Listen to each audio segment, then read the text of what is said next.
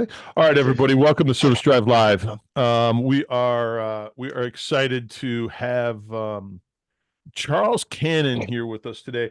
This show has been, I could call it a show, this meeting, whatever you want to call this group we have here, Misfit Island, however you want to deal with it.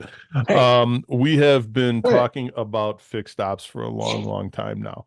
And it's what we are experts in, alleged experts, some of us, including myself. And one of the things that we always talk about sales, and we talk about sales.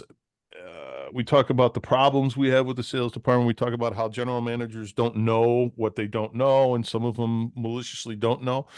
A lot of GMs are just glorified general sales managers, GSMs. Yeah. and and I can relate to that. A lot more than some.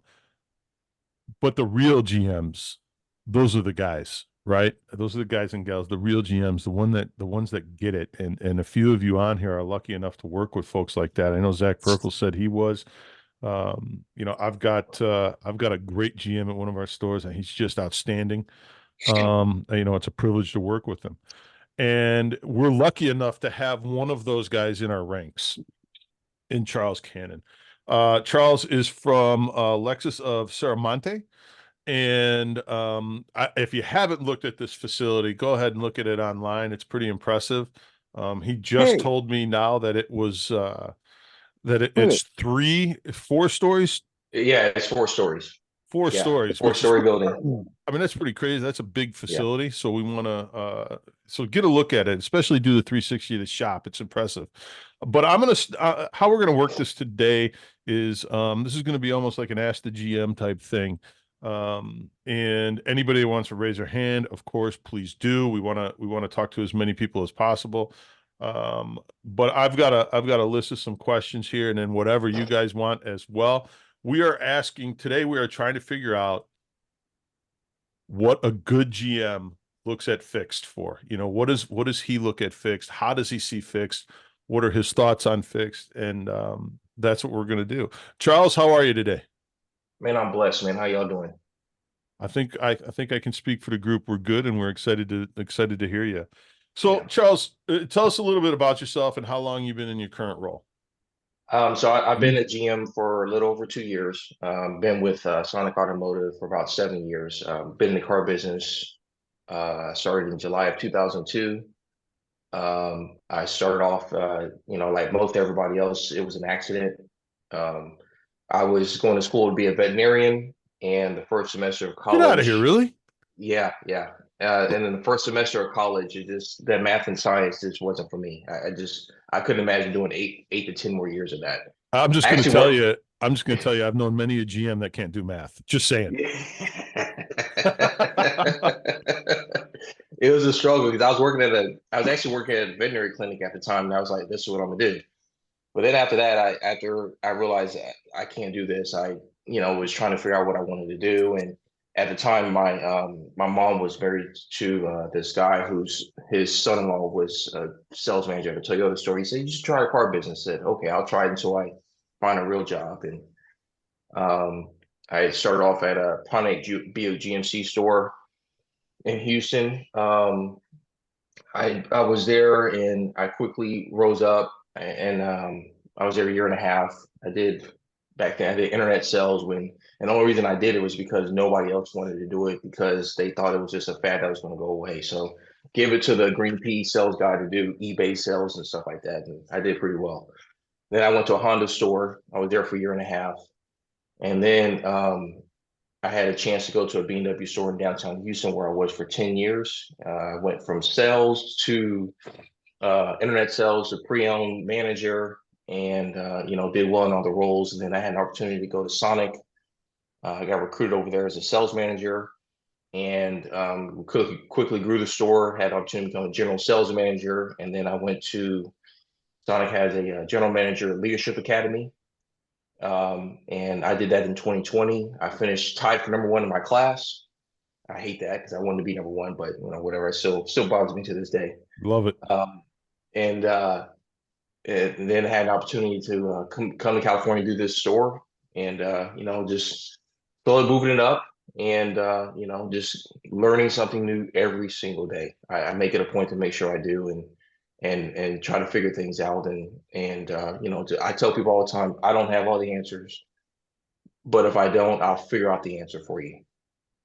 So I'm really interested in the fact that you've got it sounded like anyway, you've got quite a bit of pre-owned experience. Yeah. Not that, being a GM, I think you would have to, but has your opinion of what has your how has your view changed on fixed ops from being a pre-owned guy to being a GM? So when you're first in sales, it's team I, and as you slowly move up, you realize it's team we. And then when I was in my general manager class, one of the things I quickly learned is that the dealership is like a wheel that's when it's balanced, it runs smoothly. But if something's off balance, it shakes and vibrates, and something's off and something's wrong. You have to fix it because if you don't, eventually affects everything else. And that's when I quickly learned that, fix is frankly is more important than sales. Sales takes care of itself. Yeah, you have to, there's things you have to do in sales, but I know, and I always preach this to my sales staff. I said, service sells your second and third car. You sell the first one, they sell your second and third. So if they don't do a good job of taking care of the guests every time they see them, or every time they bring them for service, that customer is less likely to come back. And especially in this market, it's so competitive that it doesn't take much for guests to go online and click and look for other spots, and that can make a difference in sales. So I tell my sales staff, you have to do the proper TO to the service advisor, build a relationship with them, get to know them, and have them introduce them, so then people have a face with a name when they're making an appointment 6 months or a year from now when they come in for service. Extremely important, But and making I sure mean, that gets done. I'm glad you mentioned that that takeover, because that's something I want to get turnover. I shouldn't say takeover. That's something I Yeah. want to get to in a little bit is how you handle that at your facility and what you do to enforce that. But tell us a little bit about your fixed department. How many techs? How many racks? What's your parts inventory? Give the folks on screen a little bit of an idea as to what you deal with on a day-to-day basis in regards to size, number of customers coming through the doors, that sort of stuff. Yeah, so any given day we have from anywhere 70 to 90 ROs. I have 7 service advisors. I have 26 techs. I have 43 stalls. Uh, you know, I was actually looking yesterday. I had $106,000 in WIP. I mean, we're blessed and fortunate because there's a store, there's our sister store right down, which is probably 45 minutes away from us, Ray Lexus Marine. Exact opposite problem. They're struggling. And I tell everybody, man, we are blessed and fortunate because, and I think part of the reason why is we're one of the original 50 Lexus stores that opened in 1989. So they have a large customer base that comes there. It's known in the community and recognized and stuff like that. So, we're in pretty good shape. Parts is, I have a pretty parts manager, been there 20 plus years, and I have a pretty tenured staff as far as techs. I have probably my biggest challenge I've had is obviously keeping and retaining techs. We lose a lot of them to the city, and I'll probably go into that a little bit later as the reason why. Um, yeah, one of the things I learned, and sorry to divert, but I want to get this out now while I'm Hey, thinking this is about your it. show, man. We're just here, Yeah, buddy. it's yes, money's part of it, but I think part of the problem was, previous GMs have been at that store. That store had 6 GMs in 6 years to kind of give you an idea of before I got there. Uh, the GMs, from what I was told multiple times, they just saw them as a number, not a human being. They never went back there to get to know them and talk to them and find out about them. And I make it a point every day I walk through service. I talk to the techs, how it's doing, how's life. They all know, they all have my number. I always tell them if you have any questions to text me, call me, come to my office, and they do. And any problems, and no matter how small or whichever you think, and stuff. And I make it a point to attend as many meetings as possible just so they know that, you know, I respect what they do. And I tell them every day, man, y'all, what y'all do is amazing. Y'all like doctors to me. You know, diagnose some of these cars and stuff, and y'all should be appreciated. And a lot of people don't do that. And yeah, I walk by and like, man, how's this? So I'm not mechanically inclined, and I see a car just all torn apart. I'm like, God, what are you doing? You know? And they're like, oh yeah, I'm doing this and this and this, and I just like, Yeah. How man, do you it's put all amazing. that back together, right? Yeah, it is. Yeah, I'm like, you know, that's not my. I wasn't blessed with that mechanical inclined skills, you know. Yeah. But what some of those guys do, amazing, really is. Well, yeah, I mean, the techs are, I mean, the fact that you understand they're the backbone is impressive and probably music to some of our technicians' ears that are on the show right now. Michael Barrich has his hand up, so this ought to be a fiery one. Let's go, Michael. Hey, good morning. Good morning, bud. Morning. Charles, I want to ask you, back in your used car days, how often did you grind the service department for a deal on used car reconditioning? That's exactly where I was And going. and do you do it today as a GM, or do you discourage your used car manager from doing it today? All right, so that's a great question, and I look at it from different perspectives. Yes, when I was pre-owned manager, I would grind, but I didn't grind like traditional, like you know, like this. I learned early on that you have to collaborate with people, and because if you keep doing that, eventually it's just not going to work. So you have to give and take. And my pre-owned manager is probably one of the best ones I've ever worked with. He consistently runs great numbers, and one of his strengths is he knows where every car is any given. I can ask him, "Where's this car?" He knows what's going on. He involved with our internal manager every single day. I am as well. I look at reports, and he tries to grind, but I have to remind him, you have to. Do you want to win the battle or win the war? If you want to grind on this one particular car, next time you really need help, they're gonna be less likely to help. So let them win sometimes. You know, you may say, man, the recon on this car is $3,000. Can you grind it down to 2,500? I said, man, let them get their $3,000. The next time you really need a deal, then you can ask for that $2,500. And I kind of oversee that. I kind of stay out from this point, I kind of stay out of it and let them watch. But if it gets to a point where it's too much tension, then yeah, I get involved and make the decision. But um, that's a philosophy I have, and does it work every time? No, but that's what I try to preach to the service and the sell side. You know, if service makes a mistake on a car, which they're going to make, and I tell my pre-owned manager, look, they're human beings, not robots. They're going to make a mistake. You know, I wish I took a picture. I have a 2017 Lexus RCF in my showroom, and one of the bolts is missing on the strut bar, and he's getting all enraged. I said, hey man, it happens, you know, and let's get it fixed and move on.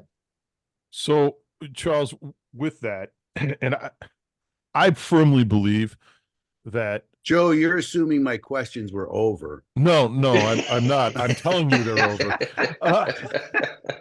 Hey, I got to ask one other question, Charles. wait, hold on. Yeah. a When you second. said Hold on. I got to when mute you said Michael for work in 1 second. process, No, I'm sorry. Go ahead, Mike. I'm sorry. Go ahead. you said 105 grand in work in process. I'd like to know how many of those ROs are over 21 days. I looked at it the other day. It's less than 10%. A lot of them are insurance jobs that just haven't closed yet. But the majority of them, they're going through the shop pretty quick. I look at that every day. That's something I pay attention to. You know, I had my service manager do what we call a weekly whip walk. Ray showed him how to do that. So we go through if there's anything that's old, you know, let's figure out why and get it taken care of. Amen, brother. You said something about the doctor, and I'm here. So I had to ask the question. Oh boy. Appreciate you, brother. Shameless Yeah, plug. of course. Hey, two things on that because Mike brought up something that was pretty good. Now you mentioned that you obviously you're looking at your whip, right? And you know that they're less than 10%, and you know that some of them are insurance shops and everything. How often do you review that with your service managers, your service manager and I'm assuming parts manager at the same time? How often do you do that? And what's that look like? What's that process look like? Do they come to you? How do you make sure, do you set a time? I'm just curious. We have a weekly fix ops meeting with them. And unless something's crazy going on, we attend that. We kind of go how review stuff, and then we do talk about that. And then we have asset meetings, and in our asset meetings, we go over ROs that are old and what's going on with them, and they, they're required to put in their notes, and we figure out if there's something needs to be done, if it's a part, if it's do I need to call a Lexus rep to get something pushed ahead.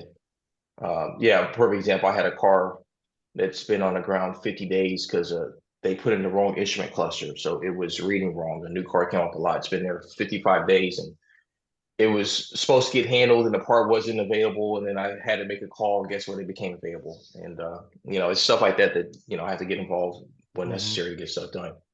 So you have what's called the asset meeting. Yeah. I'm sure your finance department's involved. I mean, there are other everybody's everybody. involved in that, right? all the leaders of the department. Yeah, the store. Yeah. I think that's great. We used to when I was with one of the publics, we used to have that, and I think more stores should do that.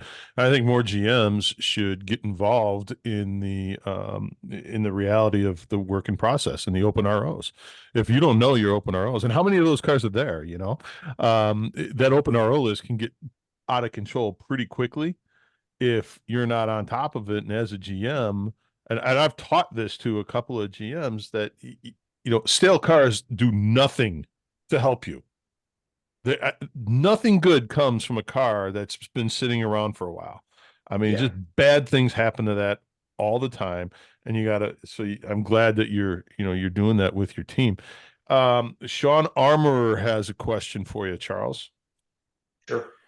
Hey, good morning, guys. You can hear me clearly? Yeah, we're good. You're good. Sorry, I had problems with the link. Charles, kudos to you, man. I've been doing this 22 years, and you're clearly a different beast, man. So appreciate you pushing it down, as Ed Roberts would say. Question for you: when you're, and this is just like literally, I just want to know this for information, but when you're going over your whip and you're seeing, I don't know, some kind of consistency with regards to certain vehicles, maybe that are causing carryovers, as we call them. I'm not sure if you have at service an appointment taker or BDC of sorts, but do you ever kind of review or use those to maybe train or educate the person that are actually booking the appointments? Perhaps they booked the appointment wrong that has created that. But do you feel in your experience that the whip is something that should be also including the appointment takers with regards to coaching opportunities or what have you? I've never thought about that.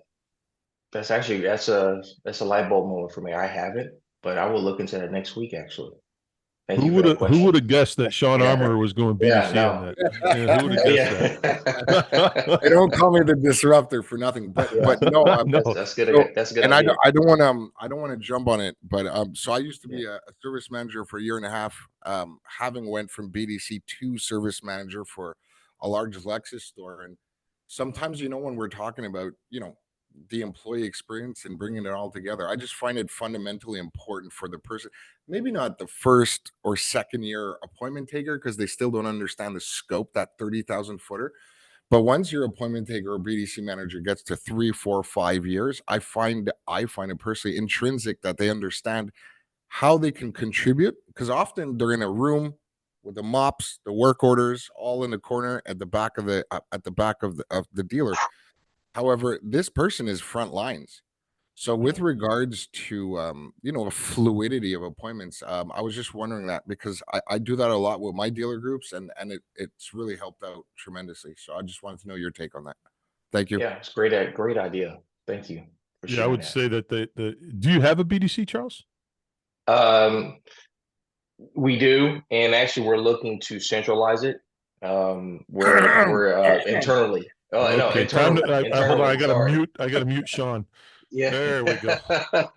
Sorry, we have an internal, Sonic has an internal BDC that we're gonna actually integrate next month. That'll, I think, make leaps and bounds difference at our store. Okay, cool. Because answering phones is a pain point for us right now. Yeah, well, you're not alone, man. You're not alone, Yeah. and I would definitely look up a guy like Sean to assist you with that, or Wendy. Robert Sebastian, good to see you. Good to see you. And AJ Holst, it's good to see you back today, man. Appreciate you. Robert, let's go. Hey guys, so nice to see you guys again. I owe you guys an apology. I apologize for depriving y'all of my wisdom for the last few weeks. Well, we're starving and we need some food. Hey man, again, I am so sorry. You know, I had to be a dad and refocus some things. I've got a 10-year-old. My Sunday morning is the time to spend with him as of now, and he's God at a bless you, dude. sleepover right now. Take Hey, care of it. question, Charles, what percentage of your time as a GM, and you in particular, and then in general, what do you think GM spend divided? If there was a pie chart and you see on the pie chart this percentage with parts, this percentage focused on sales, this percentage on service, and specifically with the people in those departments, what percentage? How does your time divide? And I'm not saying it's got to be equal, but is it fair? Is it right for that department? Great question. So what I do, I normally get to work at 7:45 in the morning.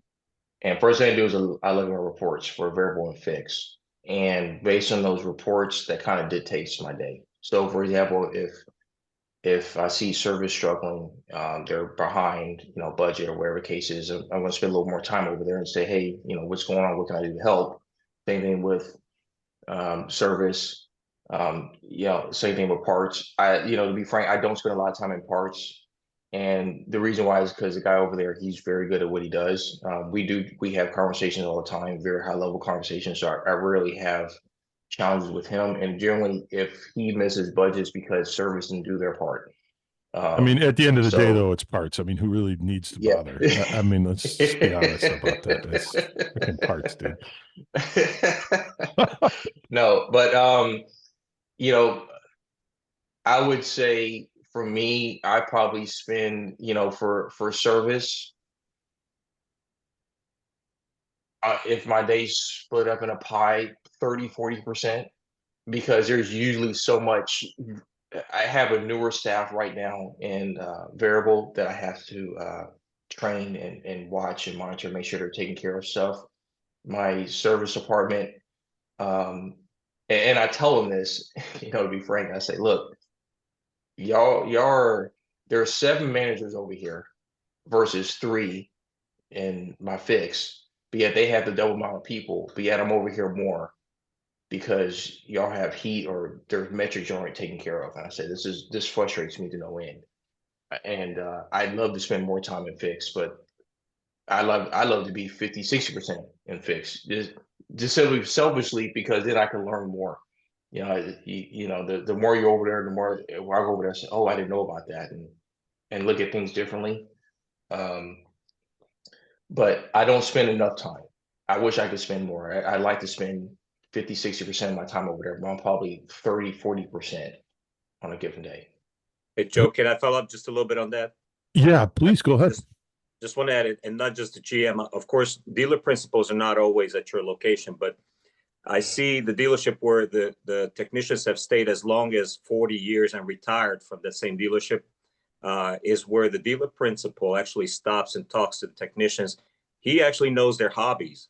Now, dealer principal is not always available, but if a GM will use that valuable time to do that, you'll see some results that are unheard of. If you ask them on Monday morning, hey, did you ride the motorcycle this week? Did you avoid those trees? Did you hit another tree or whatever? That actually has happened. Yeah. Where a technician hit a tree the week before. And of course he's being sarcastic or joking, but he knows what the guy was doing. And asking stuff that you might not even be interested in at all, but you showed interest in the person. That goes such a long way. That, and even me as a business owner, I stop and spend 30 minutes talking to someone, and I'm like, I'm feeling the pressure, man. I need to be doing something else right now. But I told myself, I know that this time is very well invested. I can see the person light up because I took the time to talk to them. So anyways, I just encourage any GM to do that.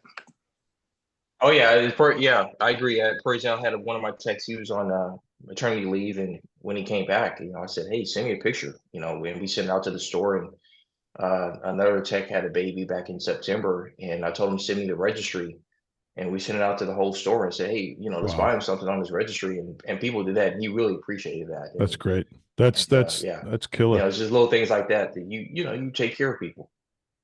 So, is anybody else on here when Charles was apologizing for spending 40% of his day in service? Is anybody surprised by that? I mean, let me tell you something.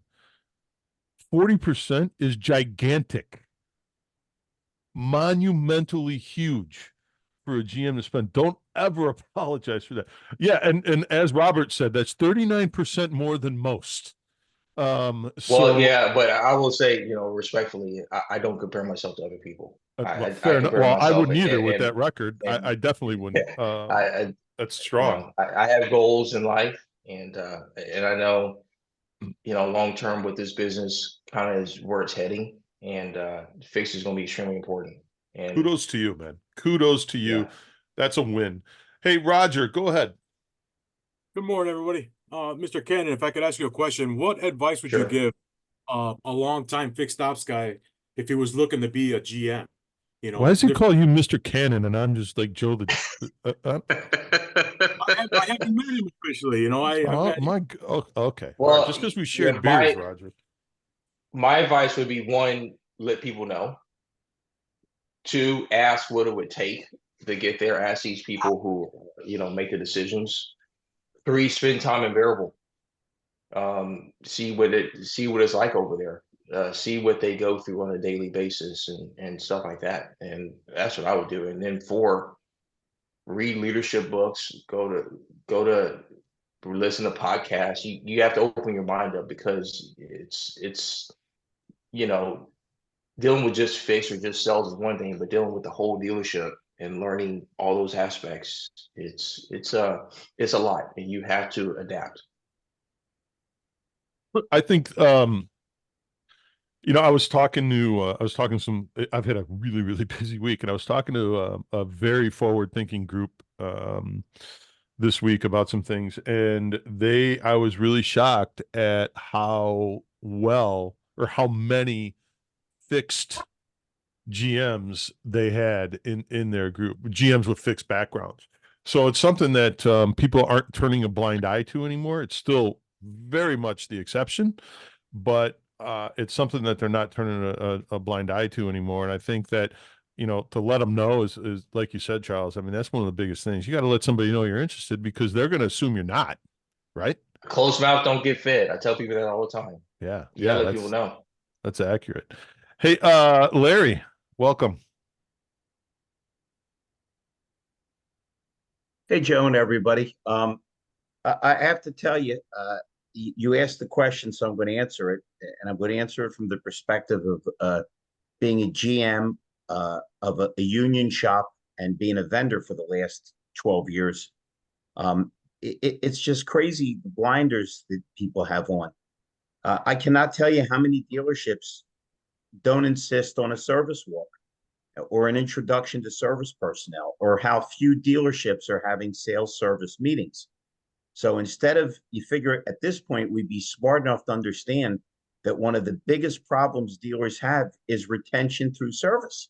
They all moan and groan about it, but they don't put the pieces of the puzzle together to ensure why people wouldn't leave.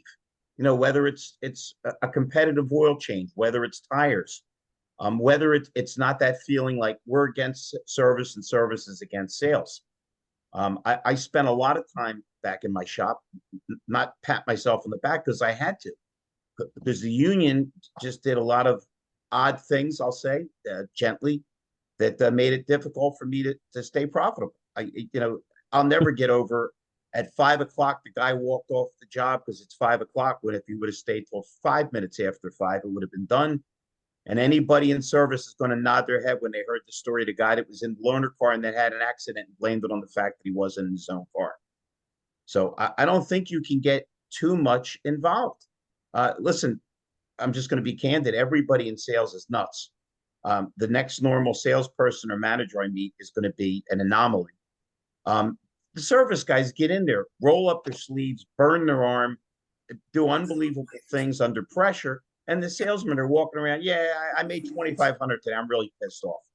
So to not be a constant presence, to not get in there in the morning and walk through and shake everybody's hand and say it, that you can point out a few guys, and Charles will laugh.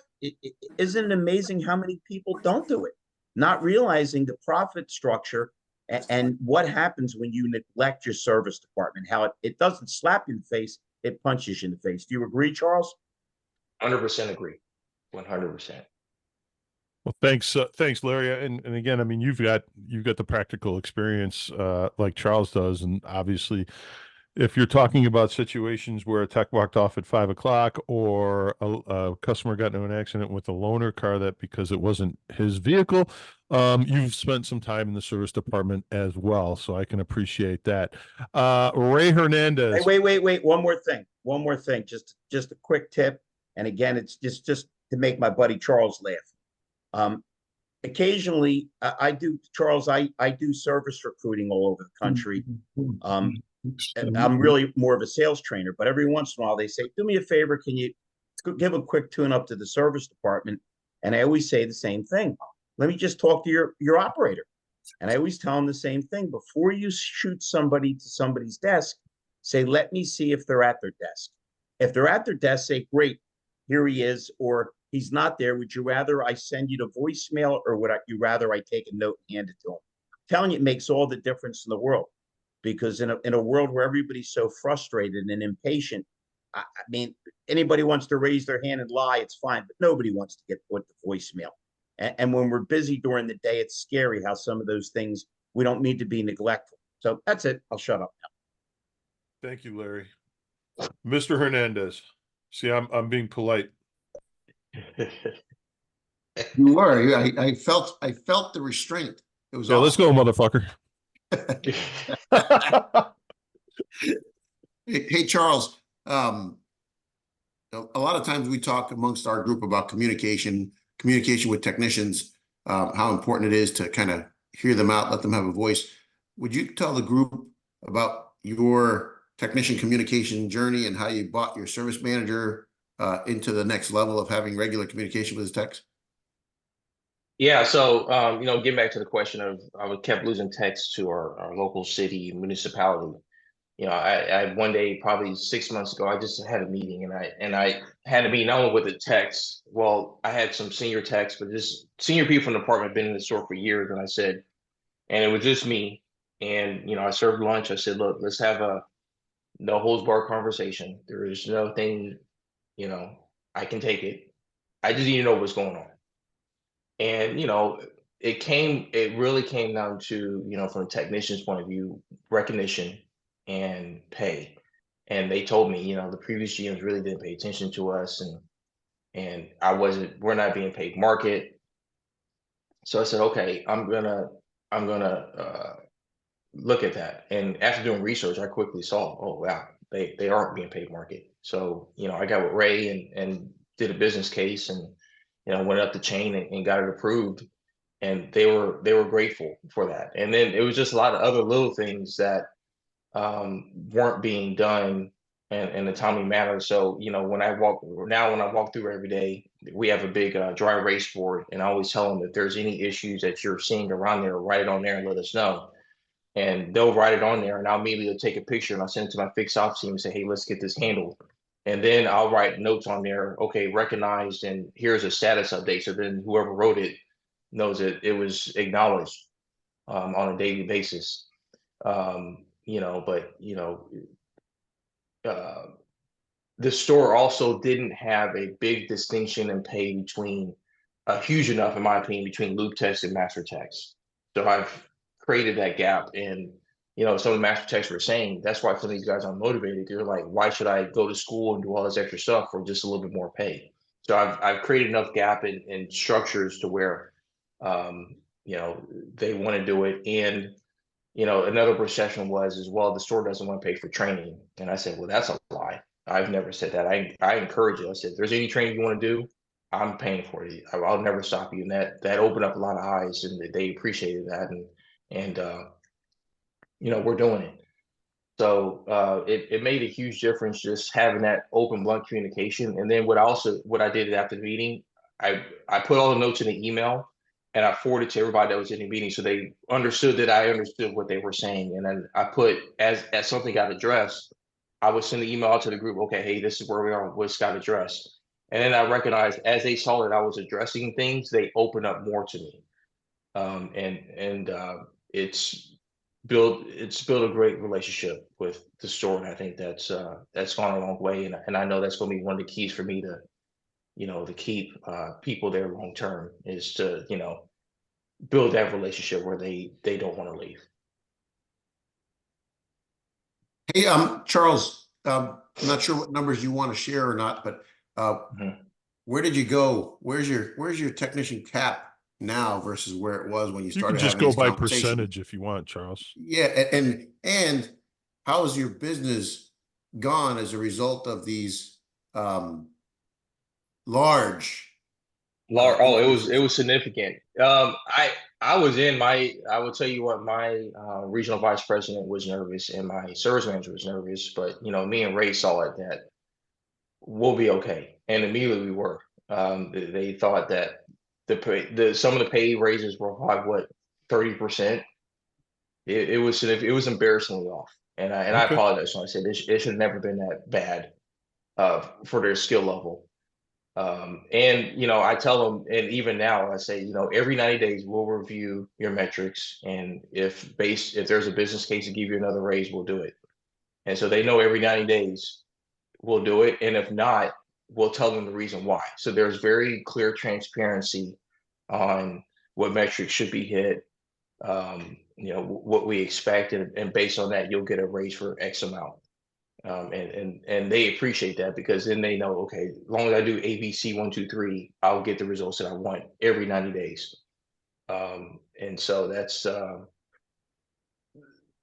what we do, and open up the communication, having monthly meetings with the whole store about what's going on, and giving people shout outs. It goes a long way, and help building the culture that I want at that store. Yeah, I was going to ask, how often do you actually meet with with your team on a whole? But you do it monthly, you said?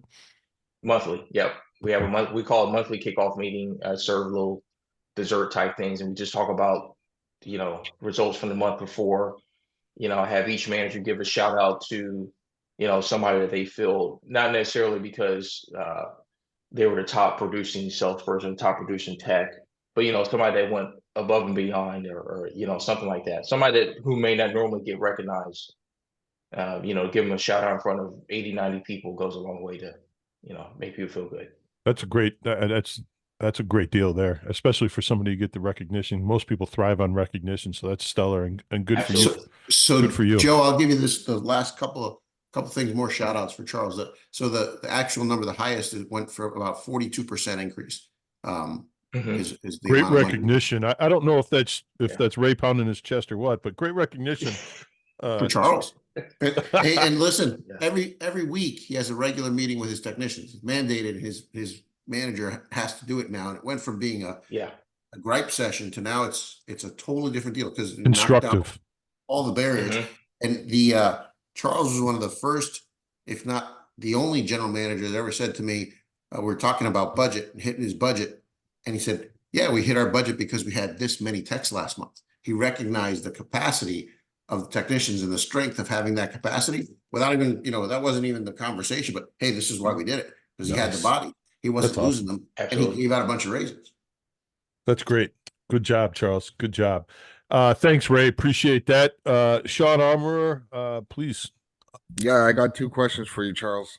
Thank you. I'm learning so much from you. 2 questions. I've always been enamored, actually, by the bandwidth required to be a GM. Like you said, just really understand all the components and the moving parts. My direct question to you is, how do you stay focused in that ecosystem? My second question would be, what 2 books would you recommend? So for me to stay focused, that's why I do my reports in the morning. I tell my manager, and the reason why I get there so early is because it's my me time. I won't get disturbed. There's no way and I told my managers this, and I did this when I was Joe's sales manager. There's no way I can get the store at 9 o'clock and do everything and figure it out. I said, you're behind for the day. You have to get there early. And I get it. Some people aren't early people and all that. And for me to understand what's going on and what needs to happen, I have to look at those reports daily. There's stuff I create every single day that I do to help understand what's going on in the store and what areas of opportunity to get better. So I have to look at stuff analytically that way. And, just kind of trust your gut. When you walk around, you kind of know if something's off for certain people, just having a conversation, hey, is everything okay? And I have to realize sometimes people will not open up to me because I'm the GM and they feel uncomfortable doing that. So that's why I go to them and talk to them in their office or wherever their place is and let them open up to me and tell them this is a judgment-free zone. Whatever I can do to help, help you to, get better or whatever the situation is. That's great. And then Other 2 books question, I'd yeah, the recommend. other, Yeah, the what other about those question would books? be, Is what Sean's digging here for books. Man, there's so many good ones. Probably one I recommend everybody is the David Goggins book. Both of his books are amazing, and get the audio version. His, hearing him talk about the stories kind of goes off script a little bit. That man's amazing what he's going through. And then the book by Charles Cannon. no, well, yeah, you got that one too. But no, there's one. I listen to his podcast every week. Hold on, I'm going through. My mind's blank right now because it's 5 a.m. in the morning. Hold on, I'm pulling it up as we speak. Jocko. Yeah. Jocko. Yeah, Jocko Willard. Yeah, his books. A saying I tell everybody is discipline equals freedom. I truly believe that. The more discipline you have in your life, the more flexibility you actually have. And I know it sounds counterintuitive, but I tell them if you have structure and you have processes are being followed, your job becomes easier. And that's for any position. It's when you're kind of chaotic when your job becomes harder because there's no structure involved as far as what should be happening every single day, every single time, and stuff like that. Those are 2, but there's a ton of books I could recommend, but those are the 2 off the top of my head that I tell anybody. Both of them are pretty solid. So, I mean, well done. Zach. Hey, good morning. Just wanted to ask Charles if you could speak on with the raises you went through. I know a lot of people are stuck in the Stone Age and they're scared to pay people because they're looking at the bottom line and they're not looking at the return that could be there. But I'm wondering how your fixed absorption looked pre and post, how your labor gross profit percentage was affected, and if it came back up right away, and your productivity as a shop, as a percentage, did it increase after everyone got a little bit of a bump, or did it stay stagnant? Yeah, everything increased, ironically. And it did exactly what I thought it would. My service manager was nervous about it. He thought it would affect the bottom line, but I said, no, I don't think it will because people will be happy. If you can't put a number on happiness and the security of somebody knowing they're getting paid what the market says it should be getting paid or more, depending on the person in the position. So no, it didn't affect our bottom line and actually it's increased it even now. And that's why I can you have to pay people. You get what you pay for. And you have to, if somebody deserves it and the market says they should be paid X, to pay them X. Because if not, somebody else will. And that's just the way it is. And I always believe in good karma. You treat people right, it'll come back to you tenfold. For sure. That might be the quote of the day. If you don't pay your people right, somebody else will. Yeah. I mean, and you found that out, right? Yeah. Yeah. Absolutely. I mean, you found it out, and most of us have found it out at some point in time or another, and it's, caused a light bulb. Besides the fact that it's just a good, the right thing to do is to pay your people right. If you want to run a business, you have to have people to run the business, and you got to pay. You're not only paying them for today, but you're paying them for tomorrow. You're paying them for the year, Absolutely. for the year that's coming up. So you're going to have people there, and you want to make sure so their head's not on a swivel, looking around, looking for the next best thing, right? Marshall. Yeah, I was just wondering, what opportunities are you giving the technicians in your shop to grow beyond the bench, to get out of being technicians? And So what are you doing to remove barriers so that they can do that? Great question, Marshall. great question. So we just actually finished our yearly reviews and I created KPI folders for my techs and service advisors kind of go over what we went through. And one of the things I told my service managers to do is when they did their reviews, to one, show them what training you expect them to do for the year, and two, ask them what their long-term goals are. If their goals are to move up and become a service manager one day, for example, okay, then let's put them on track to do that. Let's figure out what does that look like, and what metrics do they need to do to do that. So yeah, we went over that with every single tech, and came with game plans for what they said they wanted to accomplish for the year and long term. That's great. That's a lot of time you have to invest to do all those reviews. So good job. Yeah, it's important. It's good. You need to know feedback is important, and people think they may be doing bad, for example, but you could talk to them and say, "Hey, I think you're doing a phenomenal job," and vice versa. And then, but when you show metrics, then it's not emotional. It's fact based. So they just look for areas of opportunity to get better, and again, that's when you can have your one-on-one discussion, with your direct report about what's going on, what your long-term goals are, and how you can get better. Great. Awesome question. Awesome question, Marshall. That having that development plan, especially for your technicians, is gigantic, but having it for your advisors is pretty key too, because a lot of stores, they'll do reviews for technicians because they're afraid to lose techs, but they don't do them for advisors. So I mean, kudos to you for that. I want to shift gears a little bit and talk about something that I believe you put out this week. It was a video about the sales to service introduction, and it was a video of your service manager, I believe. Yes. Standing in front of the service drive and giving a brief introduction to the customers. Now, is that excuse me, is that an email, or is that something that goes out in an email? Is that something that goes out text? How is it on your website? What's the process there, and how do you enforce that sales to service introduction as a general manager? So that video, our long-term goal, I'm working on getting put on the website, and I'm working on having it sent out automatically to every guest that purchases from us. It's still being worked in the background how to do that currently right now, but that is the goal. And it's just another way for somebody to go, okay, this is who I asked for when I come back to the store.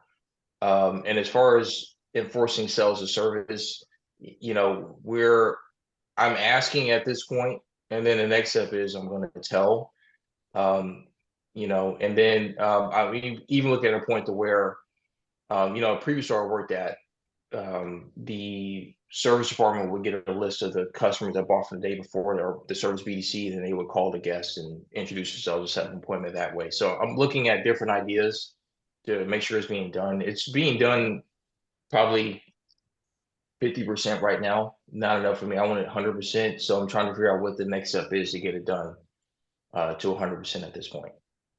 Okay. Whose responsibility is it in the store? Is it the service or the sales department to make sure they greet them? Correct. Okay. Yeah, it's the sales department's responsibility to make sure they transfer them over to service and introduce them to somebody. I would look into leaning on your service manager on day 2. It's his responsibility to make sure he meets those customers as well. Too often we give those service managers a pass on that because, well, no, that's a sales job. Bullshit. That's your future customers on the service side. Now you're not going to know when they sell a car. I get it, but you're going to know after they sell the car if you got the information. So you should, and if you're giving it to the BDC, then your service manager should have it too, and they should be following up. If I'm a service manager, I want to know, and it pisses me off when service managers sit and bitch and moan about not having opportunity when they see there's a golden opportunity right there, but they don't do it. I'm too busy. It's not my job. Bullshit. Sorry, Charles. I'll get off my soapbox here. Oh, Get fired up about that. Sean. Yeah, sorry. Charles, I heard what you said, and not to be condescending, but my first 11 years was for Toyota and Lexus. So yeah, we're bonded. One of the things I worked for, yes, okay, I'm over here in Canada. No jokes, guys. I worked a joke in and of itself. I actually worked for one of the largest Toyota stores in the country, my first 11 years. So that I started off as a porter. So that's kind of where I really was introduced to the service drive. When I became service manager for one of the Lexus stores, one of the things, to your point, that brought me great success, because I grappled with that. The biggest problem usually, or the biggest challenge we always have, is that sales to service handoff, that retention piece. One of the things, and I'm just throwing it out there, that brought us extreme amount of success was doing what we called a second delivery or info night. So I would ask my BDC at the time to produce, or the sales manager to produce a list of all the vehicles that were sold the previous month, and we would invite all those guests to the dealership for what we called an info night, where we would literally walk them through, like, listen, you can drop your vehicle off. Like, it was mind-boggling to know the amount of business I would have lost with regards to someone not knowing that they could just drop off the vehicle, that there's an actual night drop box. Or, we took advantage of doing that, because we would actually do it in the drive-through, and then we would introduce them to parts. And it was mind-boggling to even hear people say, oh, you guys, you sell this, or roof racks, or what have you. So one of the things that brought us great success was what we called an info night, where we would run that once every month for all the new customers that purchased the previous month. So I'm just throwing it out there because I had great success with that. That was a great idea. I'm actually looking at this year doing some sort of new owners clinic quarterly. Trying to look at ideas about that, but I like the once a month thing. Great job. And those, we used to do those owners clinics all the time, and then COVID happened, and nobody wanted to come to them, and then you had to do them digitally, and it was a mess. So now that we're past that, it's something really good to roll back in. A question for you. When you're looking at metrics, because you say you come in the morning and you look at metrics, and it kind of dictates some of your day. What metrics are you looking at? What are your key metrics that kind of trigger you? Well, first I look at overall budget versus where we are versus budget, customer pay ROs. I look at my wholesale with parts. There's a spreadsheet that I can print out every day in our internal system that I look at, and kind of go from there. Look at WIP, obviously, and it's just things like that. I kind of see, and it gives me a brief overview. And then if there's something that catches my attention one way or the other, I'll go talk to my service manager and see if he sees what's going on, and be able to answer for me and see what I can do to help him if it's a struggle, or I'll give him an attaboy as well. Hey man, you're doing a great job, or whatever the case may be. And one other question: how many customers do you talk to a day in the drive?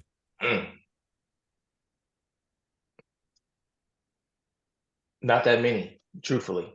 I'll That's not a occasionally go bad by. thing, I by usually the way. I mean, that's no, not in the drive. I normally talk to people in our guest lounge. I'll say hi to them, good morning, especially by the coffee machine, because I'm usually over there, filling up. maintaining it. Yeah. And I'll say hi to guests at that point and have just a general high level conversation with them. Okay. Yeah, I think it's great for people to be able to see that and talk to them. And similarly, I do the same thing in the waiting lounge as well. Hey, everybody in the on here, if you're a tech or a service manager, put in the chat how many of you actually do take a look at your technician rates on a quarterly basis to make sure you're in market, because I'm betting that most of us don't, including this guy here. Joshua Taylor, go ahead. I just wanted to drop an Ed Roberts nugget before we dipped for the day. Last week I was in NADA, got to record a little session with him for the podcast that's coming out Friday. But he dropped this after recording, and it's probably one of the most profound things I've heard in a while. And it's that people reciprocate what you recognize them for. And Charles is one of those people that sounds like he does that. And from a technician standpoint, whether it's in the service drive or technician, whatever, if you're constantly hounding them for all the negative shit, not giving any positive feedback. Sorry, I'm sicker than the fucking dog. You're not giving them any positive feedback, they're only going to give you negative output. But if you're constantly giving them positive positive feedback for all the positive shit they're doing, the positive stuff is just going to multiply.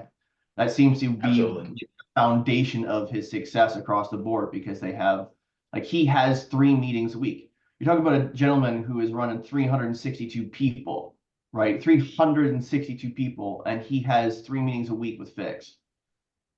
So somebody at that level managing that many people, and you go to, Charles, not to diminish the amount of people you're leading, but the fact that you're having at least one with Fixed is awesome, but having more is going to only positively reinforce it, right? And you're already doing positive reinforcement. So doing more of that, obviously efficiently and productively, it needs to be done, because you don't want to waste your time or their time. But the positive reinforcement is only going to get positive reinforcement. And I know everybody that's on this call that does the positive reinforcement, it's kind of no wonder you're winning. So. Well, yeah, I equate it to this analogy I learned a long time ago, an emotional bank account, and putting deposits in there, every chance you get. Then when you need to make a withdrawal because you need to, point out something, there's still enough there for you to still have a balance with somebody where they understand. But yeah, you're right. If you're just constantly beating up people, then you have a negative balance, and it's just not going to work well. So Charles, as we're wrapping up here, I got 2 things. One for the group.